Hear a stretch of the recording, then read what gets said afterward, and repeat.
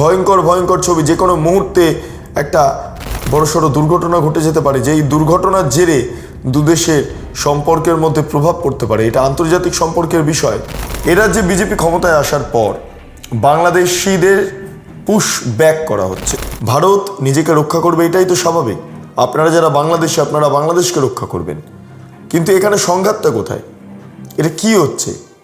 দেখুন, ফল মূল ভারতের জমিতে ঢুকে সেখানকার ক্ষেত নষ্ট করে নিয়ে পালাচ্ছেন। এটা কি, কোন কালচার? দেখুন কিভাবে ইট ছোড়া হচ্ছে। সমস্তটা বাংলাদেশ সাইড থেকে তোলা ভিডিও। ইট ছোড়া হচ্ছে। দেখুন, আজকে মমতা বন্দ্যোপাধ্যায় জিতলে ডেফিনেটলি, বা তৃণমূল কংগ্রেস জিতলে স্বাভাবিকভাবে পশ্চিমবঙ্গের বিস্তীর্ণ অঞ্চল বাংলাদেশের আন্ডারে চলে যেত। ফলে নোম্যান্স ল্যান্ডে এই মুহূর্তে কাতারে কাতারে ভিড়। কাদের ভিড়? বাংলাদেশ অনুপ্রবেশকারীদের ভিড়। যে সমস্ত অনুপ্রবেশকারীদের জায়গা দিয়েছিল তৃণমূল কংগ্রেস, আজকে এই ঘটনার জন্য তৃণমূল কংগ্রেস সার্বিকভাবে দায়ী।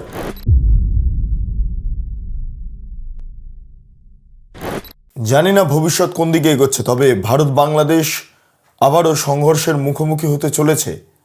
এই পুশিন ইস্যুকে বা এই পুশব্যাক ইস্যুকে সামনে রেখে সীমান্তবর্তী এলাকাতে দু দেশের মানুষের মধ্যে যেভাবে ইট ছোড়াছড়ি হচ্ছে এবং দু দেশের সীমান্তরক্ষীদের সঙ্গে একটা সংঘাতের যে বাতাবরণ তৈরি হচ্ছে, তা খুব একটা ভালো ঠেকছে না।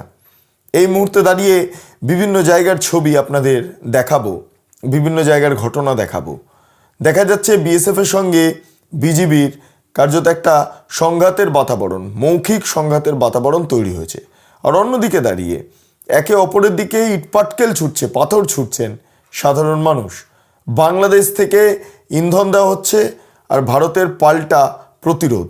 এই সবটা মিলে এই মুহূর্তে ভারত বাংলাদেশের পরিস্থিতি অত্যন্ত ভয়ঙ্কর হচ্ছে সীমান্তবর্তী এলাকাতে। নমস্কার, আপনারা দেখছেন বেঙ্গল লিবার্টি, আমি বিট্টু রায়চৌধুরী। এ রাজ্যে বিজেপি ক্ষমতায় আসার পর বাংলাদেশিদের পুশ ব্যাক করা হচ্ছে, অর্থাৎ যারা বাংলাদেশ থেকে এপার বাংলায় চলে এসেছিলেন, অবৈধ অনুপ্রবেশকারীরা সাধারণত অবৈধই হয়, সেই অনুপ্রবেশকারীদের বাংলাদেশে আবার পুশ ব্যাক করা হচ্ছে। তাদেরকে নির্দিষ্ট শেল্টারে রাখা হচ্ছে। যারা বাংলাদেশিরা রয়েছেন তাদেরকে গ্রেপ্তার করা হচ্ছে। রাজ্য পুলিশ গ্রেপ্তার করে বিএসএফের হাতে তুলে দিচ্ছে এবং বিএসএফ তাদেরকে শেল্টারে রেখে তারপর বাংলাদেশ পাঠিয়ে দিচ্ছেন। কিন্তু এক্ষেত্রে বাধা হয়ে দাঁড়াচ্ছে বিজিবি, অর্থাৎ বাংলাদেশ বর্ডার গার্ড। কেন না, তারা বলছেন যে ভারতীয় এই বিএসএফ তারা কৌশলে বাংলাদেশে পাঠিয়ে দিচ্ছেন ভারতীয়দেরই, এবং এতে কি ঘটতে পারে? স্পাইগিরি, অর্থাৎ যে ইন্টেলিজেন্সের সমস্যা হতে পারে, স্পাই অর্থাৎ যে গুপ্তচর বৃত্তি সেটা হতে পারে। এই সমস্ত বিভিন্ন বাতাবরণ তৈরি হচ্ছে। এই মুহূর্তে বাংলাদেশের সংসদের অভ্যন্তরে গোটা বিষয়টা নিয়ে আলোচনাও চলছে, যেটা জানা যাচ্ছে। কিন্তু ভারতবর্ষে যে সমস্ত বাংলাদেশিরা রয়েছেন তাদেরকে তো পাঠাতেই হবে, পুশব্যাক তো করতেই হবে। পুশব্যাক না করলে ভারতের আভ্যন্তরীণ যে সমস্যা সেটাও তো দানা বাঁধছে। কারণ ভারতের অভ্যন্তরেও তো এই বাংলাদেশিরা, এই জিহাদিরা ঢুকে পড়েছিলেন এবং তারা সীমান্তবর্তী এলাকার বিস্তীর্ণ অঞ্চলে জনবিন্যাসের পরিবর্তন ঘটিয়ে, ভাষার পরিবর্তন ঘটিয়ে, খাদ্যের পরিবর্তন ঘটিয়ে, ভারতীয়দের চাকরি নিয়ে, এখানকার রাজনীতিতে প্রভাব ফেলে, ভারতীয়দের ভোটদানে বাধা দিয়ে যে পরিস্থিতি তৈরি করেছিলেন, সেটাও তো মেনে নেওয়া যায় না ভাই। বাংলাদেশের ভাই বোনেরা আজকে অত্যন্ত ক্ষুব্ধ হয়ে গিয়েছে ভারতবর্ষের ওপর, অত্যন্ত ক্ষুব্ধ হয়ে গিয়েছেন। কেন, কি কারণে? ভারত নিজেকে রক্ষা করবে, এটাই তো স্বাভাবিক। আপনারা যারা বাংলাদেশি, আপনারা বাংলাদেশকে রক্ষা করবেন। কিন্তু এখানে সংঘাতটা কোথায়? এটা কি হচ্ছে? দেখুন, ফল মূল ভারতের জমিতে ঢুকে সেখানকার ক্ষেত নষ্ট করে নিয়ে পালাচ্ছেন। এটা কি, কোন কালচার? এটা কোন সংস্কৃতি? এটাই কি বাঙালি সংস্কৃতি? ভারতের পশ্চিমবঙ্গে বাঙালিরা যেমন থাকেন, বাংলাদেশেও বাঙালিরা থাকেন। এইটা বাংলার পরিস্থিতি যে অন্যের জমিতে ঢুকে ক্ষেত নষ্ট করে এইভাবে আপনারা মূলো, শাক সবজি নিয়ে পালাবেন, চম্পট দেবেন? কেন, বাংলাদেশে চাষ হয় না তাই জন্য ভারতের ওপরে এভাবে লুট করবেন? শুধু এটাই ছাড়ুন, দেখুন কিভাবে ইট ছোড়া হচ্ছে। সমস্তটা বাংলাদেশ সাইড থেকে তোলা ভিডিও। ইট ছোড়া হচ্ছে। দেখুন, কাতারে কাতারে মানুষ নেমে পড়েছে, ইট ছুড়ে যাচ্ছে। এতে তো দুদেশের যে সম্পর্ক তাতেও তো প্রভাব পড়ছে। বাংলাদেশে কয়েকদিন আগে নির্বাচন হয়েছে, সেখানে বিএনপি ক্ষমতায় এসছে। আমার জানা নেই বিএনপি কী করছে গোটা বিষয়টা দেখে, কিন্তু সীমান্তবর্তী এলাকায় যে সমস্ত জায়গাতে জামাতরা ক্ষমতায় রয়েছে, আবারও বলছি, সীমান্তবর্তী এলাকায় যেখানে জামাতরা ক্ষমতায় রয়েছেন সেই জায়গাগুলোতে এই সমস্যা বেশি বৃদ্ধি পাচ্ছে। অত্যন্ত ভয়ঙ্কর ঘটনা এই মুহূর্তে। এই জামাতদের উত্থান সীমান্তবর্তী এলাকার কাল হয়ে দাঁড়িয়েছে, বিশেষ করে ভারতের কাল হয়ে দাঁড়িয়েছে।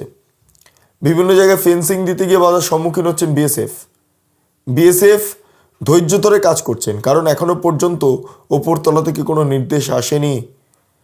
এটা এক্সটার্নাল অ্যাফেয়ার্সের বিষয়, এবং গোটা বিষয়টা নিয়ে শুভেন্দু অধিকারী এই মুহূর্তে রাজ্যের মুখ্যমন্ত্রী তিনি মন্তব্য পেশ করেছেন। একবার শুনে নিন কি বললেন তিনি।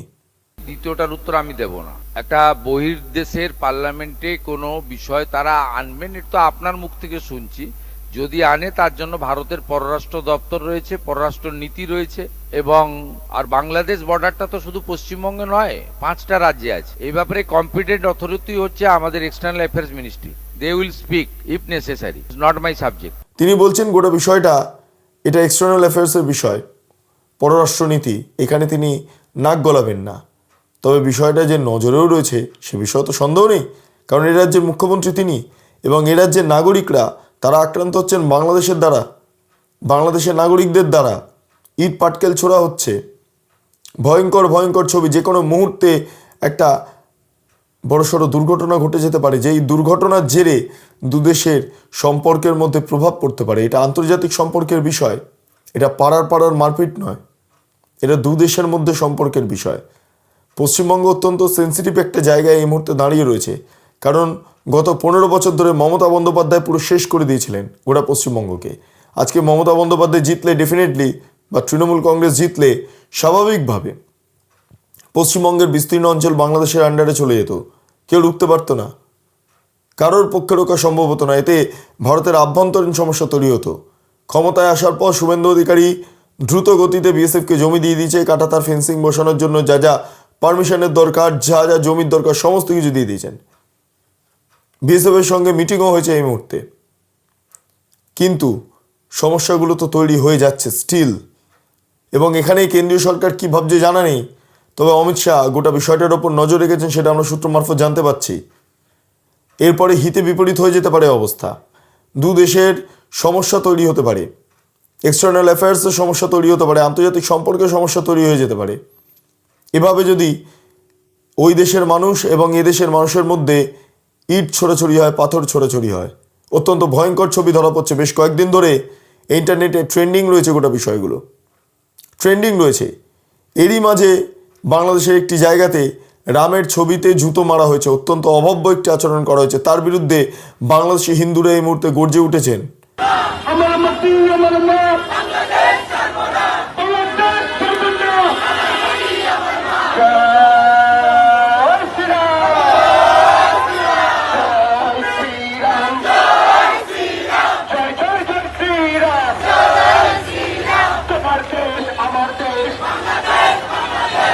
এবং তারা স্লোগান দিচ্ছেন, আমার মাটি আমার মা, বাংলাদেশ ছাড়ব না। বাংলাদেশ থেকে হিন্দু নিধনের যে বিষয়টা সেটা আমরা বারবার দেখে এসেছি। জামাত দ্বারা হিন্দু নিধনের ঘটনা, সংখ্যাগুরুদের দ্বারা সংখ্যালঘুদের ওপর অত্যাচারের ঘটনা, বিভিন্ন জায়গায় সাম্প্রদায়িক অশান্তির ঘটনা, এবং সেই রেশ কাটতে না কাটতে আবারও একই পরিস্থিতি বাংলাদেশের অভ্যন্তরে তৈরি হচ্ছে। বিএনপি সরকারে থাকা কালীনও এই বিষয়টা আমরা লক্ষ্য করতে পারছি। এবং যখন এই ঘটনাটা ঘটছে সেই মুহূর্তে দাঁড়িয়ে সীমান্তবর্তী এলাকার যা অবস্থা, এই পুশব্যাক, পুশিন ইত্যাদি বিষয়কে কেন্দ্র করে, এবং তার পাশাপাশি দু দেশের নাগরিকদের মধ্যে ইট ছোড়াছড়ির বিষয়টাকে কেন্দ্র করে বিএসএফ বরং বিজেপির যে মৌখিক সংঘাত, সেইটা আমরা দেখতে পাচ্ছি বাংলাদেশ বর্ডার গার্ড আর বিএসএফের মধ্যে। ফলে এগুলো স্বাভাবিকভাবে চিন্তার বিষয় হয়ে দাঁড়াচ্ছে। একের পর এক দৃশ্য, একের পর এক ছবি আপনাদের দেখালাম, অত্যন্ত ভয়ঙ্কর ঘটনাগুলো ঘটছে। এই মুহূর্তে দাঁড়িয়ে এটা যদি রোখা না হয়, এই বিষয়টা নিয়ে কোনো সক্রিয় ভূমিকা গ্রহণ না করা হয়, যদি দু দেশের মধ্যে কোনো রকমভাবে আলোচনা না হয়, তাহলে এটা ওয়ারের দিকে অর্থাৎ যুদ্ধের দিকে যেতে পারে। আমরা কেউ যুদ্ধ চাই না, আমরা যুদ্ধের পক্ষে নই, কিন্তু এভাবে দুদেশের মানুষের মধ্যে যদি ইট ছোড়াছুড়ি হতে থাকে এবং বিএসএফ বিজিবির মধ্যে যদি একইভাবে মৌখিক সংঘাত ঘটতে থাকে, তাহলে প্রবলেম সলভ হওয়া তো দূরের কথা, প্রবলেম আরও বাড়তে থাকবে। এই মুহূর্তে নোম্যান্স ল্যান্ডে প্রচুর বাংলাদেশিরা, অনুপ্রবেশকারীরা তারা বসবাস করছেন, কারণ বাংলাদেশ তাদেরকে গ্রহণ করছে না আর বিএসএফ তাদেরকে ভারতবর্ষে রাখবে না। ফলে নোম্যান্স ল্যান্ডে এই মুহূর্তে কাতারে কাতারে ভিড়। কাদের ভিড়? বাংলাদেশ অনুপ্রবেশকারীদের ভিড়। যে সমস্ত অনুপ্রবেশকারীদের জায়গা দিয়েছিল তৃণমূল কংগ্রেস, আজকে এই ঘটনার জন্য তৃণমূল কংগ্রেস সার্বিকভাবে দায়ী। কারণ তৃণমূল কংগ্রেস, মমতা বন্দ্যোপাধ্যায়, অভিষেক বন্দ্যোপাধ্যায়ের জন্য আজকে আমাদের সীমান্তবর্তী এলাকার এই অবস্থা, বাংলাদেশের অনুপ্রবেশকারীদেরও এই একই অবস্থা। অত্যন্ত ভয়ঙ্কর ঘটনা। যাই হোক, আপনাদের কি মতামত অবশ্যই কমেন্ট সেকশানে জানান। এটা যথেষ্ট উদ্বেগ নিয়ে ভিডিওটা বানাচ্ছি, যথেষ্ট উদ্বেগ নিয়ে, ভয়ঙ্কর অবস্থা। আপনাদের কোনো মতামত থাকলে অবশ্যই কমেন্ট সেকশনে জানাবেন। আপনারা এতক্ষণ ধরে দেখছিলেন বেঙ্গল লিবার্টি চ্যানেলটি। অবশ্যই ভালো লাগলে লাইক করুন, সাবস্ক্রাইব করুন, শেয়ার করুন, বেল আইকন ক্লিক করুন। www.bengalliberty.com, সেখানে ক্লিক করুন। সমস্ত খবর আপনাদের জন্য সাজানো রয়েছে। পাশাপাশি আরও দুটি YouTube channel, Bengal liberty live এবং বেঙ্গল লিবার্টি নিউজ, সংশ্লিষ্ট দুটি চ্যানেলও আপনারা লাইক করুন, সাবস্ক্রাইব করুন, শেয়ার করুন, বেল আইকন ক্লিক করুন। স্বাধীন, কাঁচিন এবং গেরিলা সাংবাদিকতার পাশে দাঁড়ান। অসংখ্য ধন্যবাদ।